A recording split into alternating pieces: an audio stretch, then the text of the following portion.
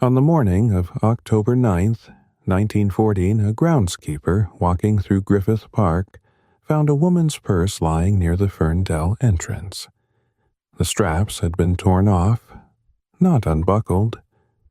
Torn, the kind of damage that comes from someone yanking hard, fast against resistance. Inside, the cash was untouched. So was the makeup.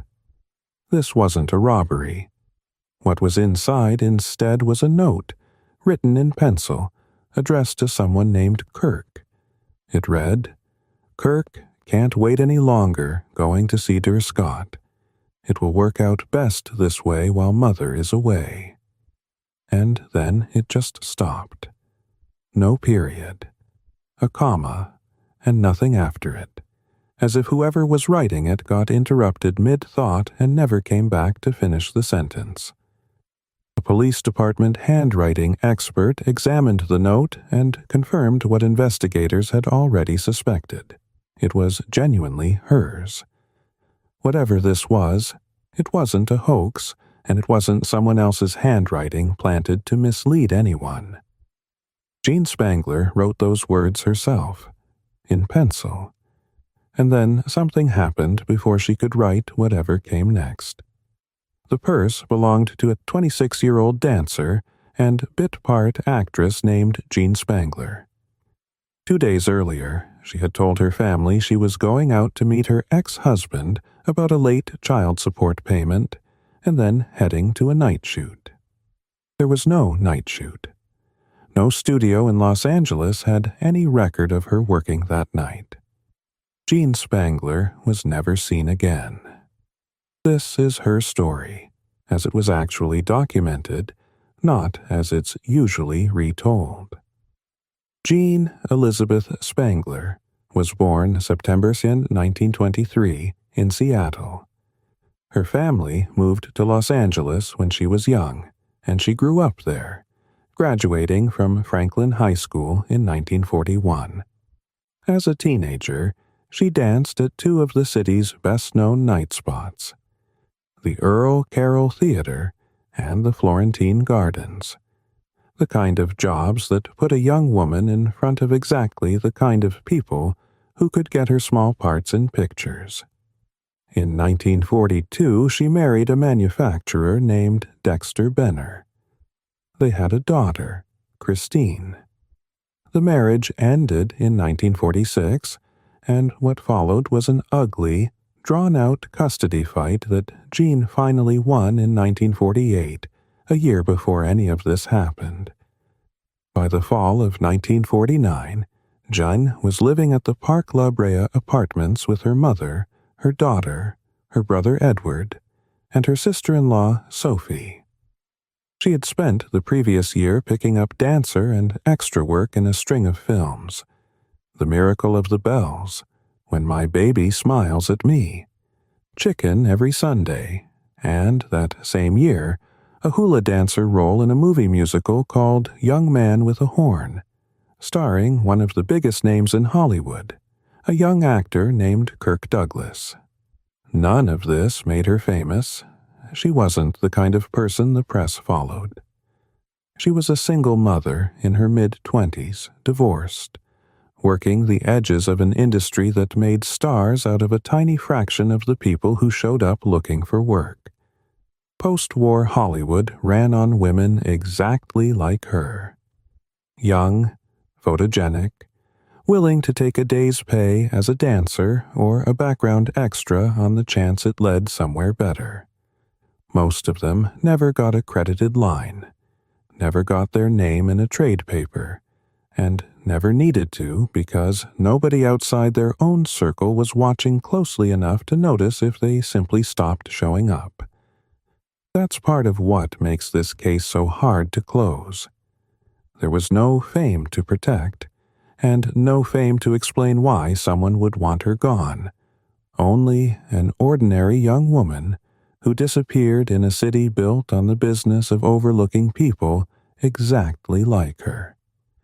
At around 5 o'clock on the evening of October 7th, 1949, John told Sophie she was going to meet her ex-husband, Robert Spangler, to sort out an overdue support payment, and that afterward she had a night shoot to get to. About 2 hours later, she called home and said she'd be working the full 8 hours and might not be back that night.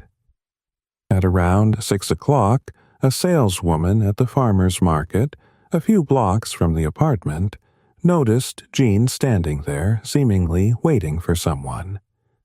That's the last confirmed sighting anyone has ever produced. When she hadn't come home the next day, her family reported her missing. Investigators quickly hit their first contradiction. Nobody at any studio in Los Angeles had a night shoot scheduled that evening, and the Screen Extras Guild had no record of her working anywhere.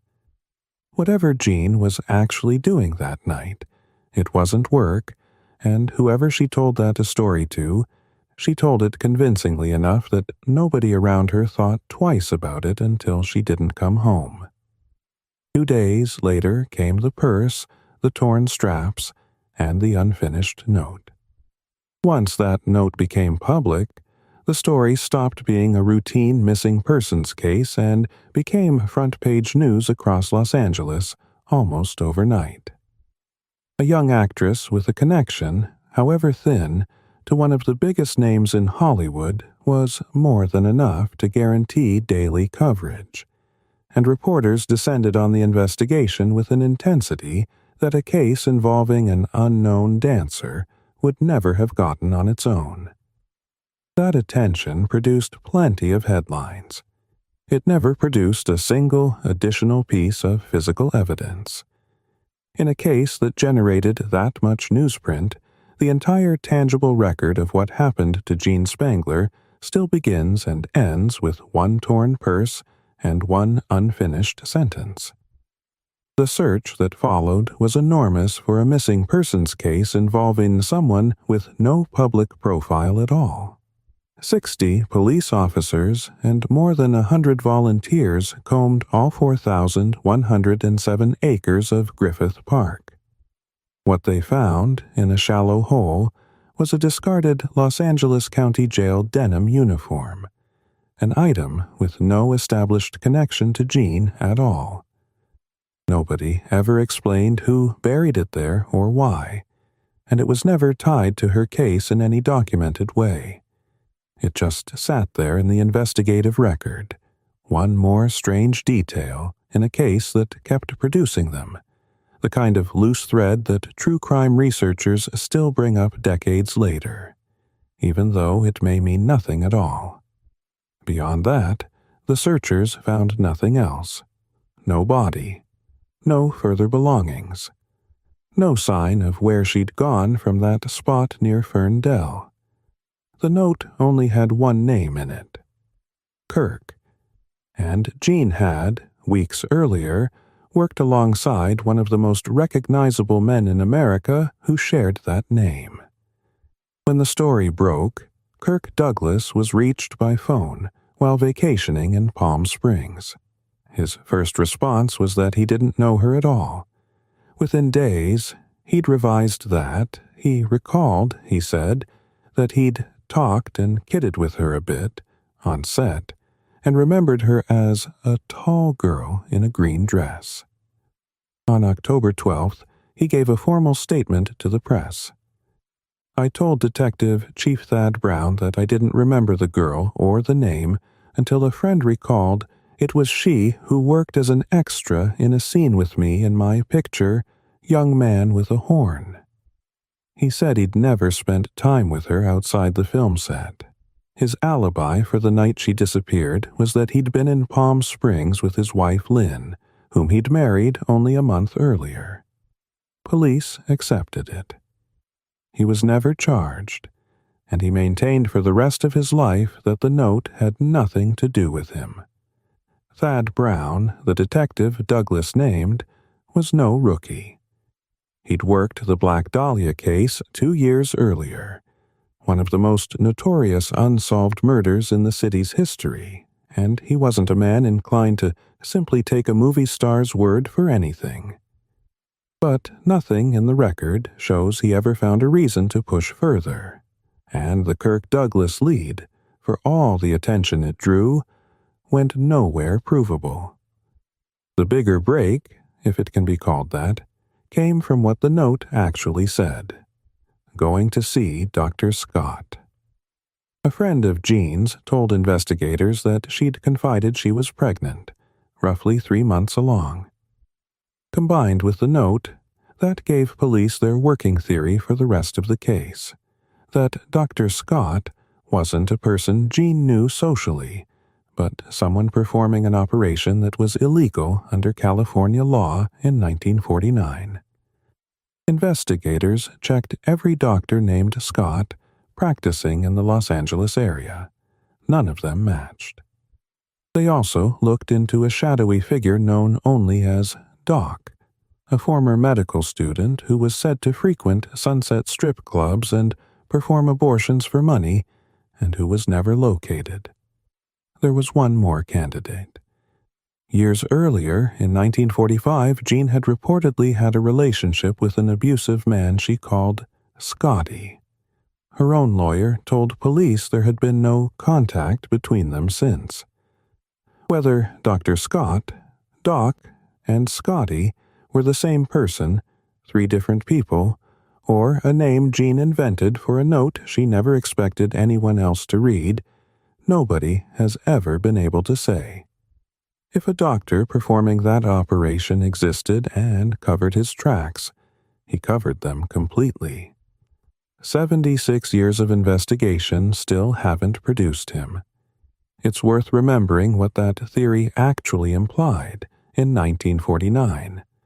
Abortion was a felony under California law at the time, except when a licensed physician certified it was necessary to save the mother's life.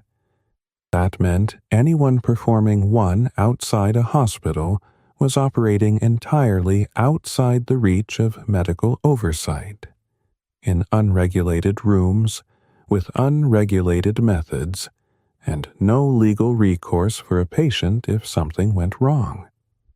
Women in Jean's position didn't have a safe, documented option.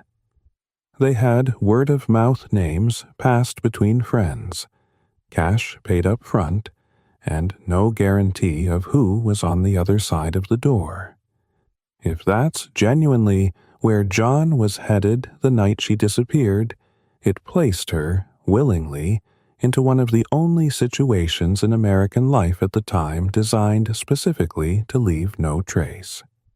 Some newspapers at the time floated a very different theory, one with almost nothing behind it except a physical resemblance, that Jean's disappearance might somehow connect to the killing of Elizabeth Short 2 years earlier, the case the press had already nicknamed the Black Dahlia. The 2 women had similar dark hair and similar builds, and that, more or less, was the entire basis for the comparison.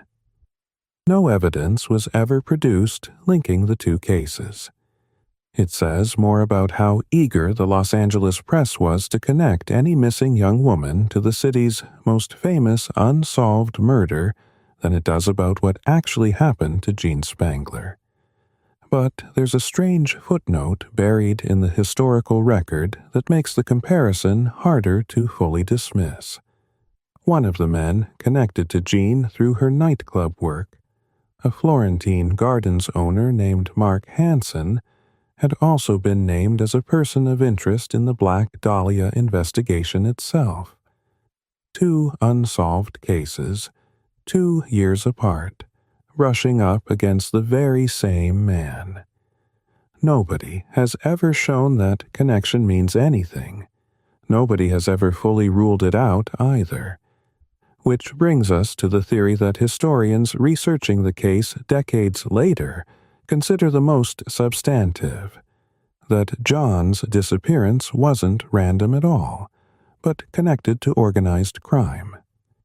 Jean had worked at the Florentine Gardens, a nightclub owned by Mark Hansen and Niels Thor Granlund. According to research by the historian John Lewis, That job placed her, in his words, in the orbit of major Los Angeles crime figures, including casino operator Anthony Cornero and mob boss Mickey Cohen. By 1949, Cohen wasn't some obscure underworld name. He'd taken control of much of Los Angeles's illegal bookmaking and rackets after his mentor, Bugsy Siegel, was assassinated in 1949, and he was, by that point, one of the most heavily covered organized crime figures in the American press, the kind of man whose associates showed up at the same clubs, the same casinos, and the same Palm Springs pool parties as the actors and dancers trying to break into pictures.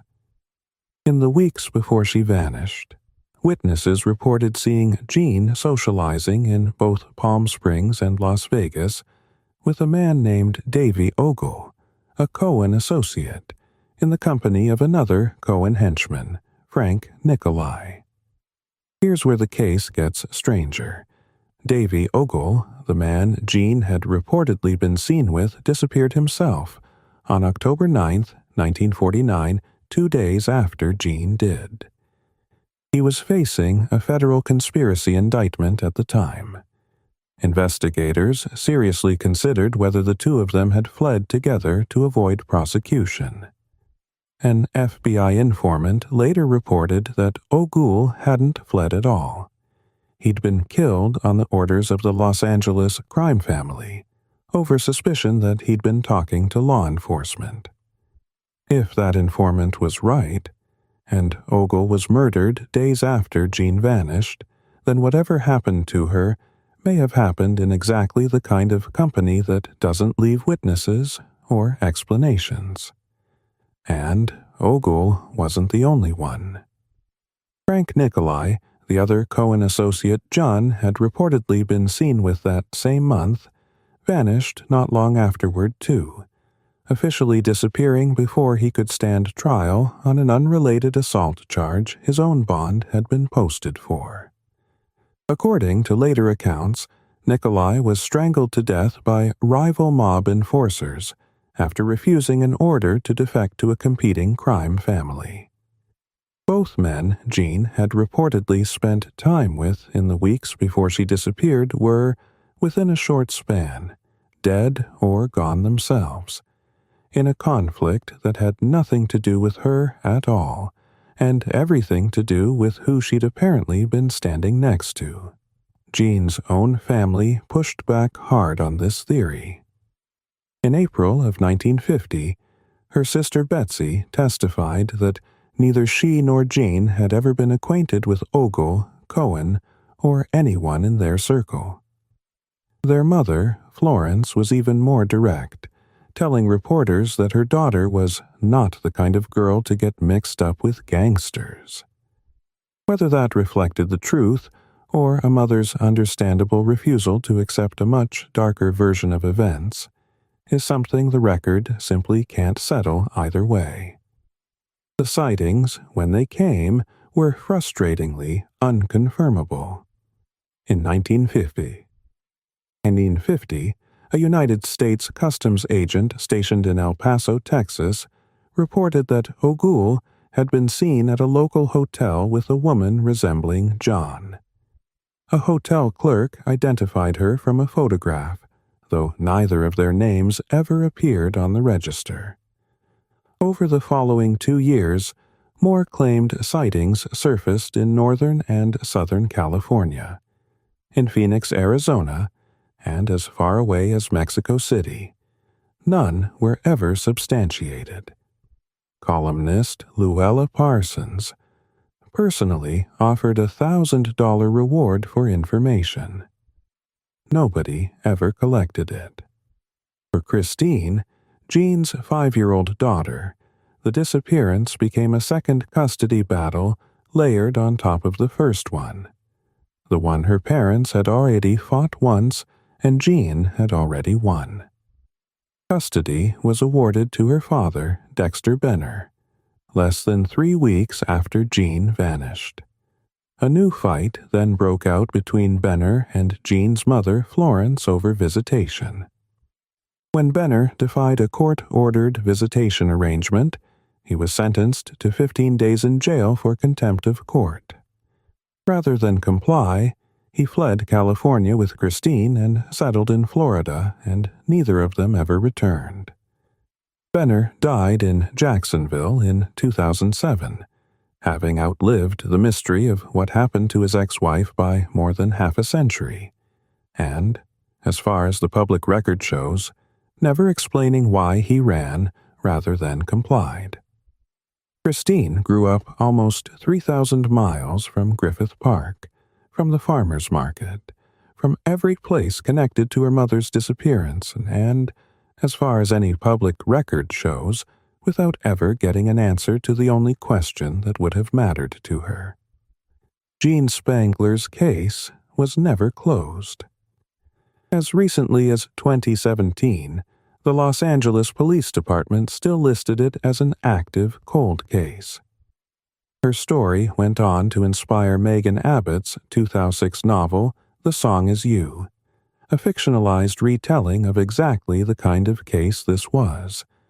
A young woman on the margins of Hollywood, a handful of famous names orbiting the edges of her disappearance, and an ending nobody ever got to write.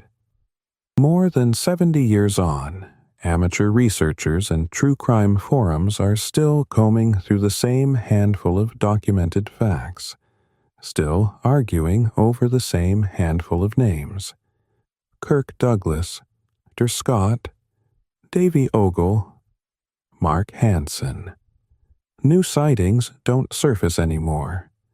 No new witnesses have come forward in decades.